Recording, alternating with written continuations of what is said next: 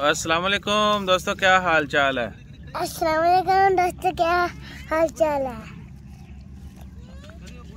इसका क्या, वो भाई को आने दो। भाई तो ही खड़ा। हाँ जी, तो भैया ये है पिंड ते बच्चे ते आप बाकी कणक ते बरसीन थानू नजर आ जाएगी थोड़ी देर तक।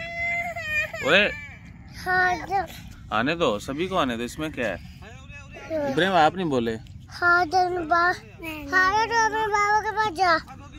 इब्राहिम जो है वो शर्मा रहा है, अजफर जो है सॉरी अजफर इब्राहिम और ईसा थोड़ा वो मरबे आए हैं ना, तो उन्होंने शरारत सोच रही ने। इब्राहिम आप बात करो बेटा दोस्तों से। तो मुझे इमरजेंसी में जो है वो कैमरे वाले तो मैं देख नहीं रहा, तो पाकिस्तान आना पड़ा। आज सोचा छोटी सी वीडियो डाल दी जाए, ताकि बहुत सारे दोस्त साहब ने कमेंट भी कहते हैं कि भैया कई दिनों से वीडियो नहीं आ रही।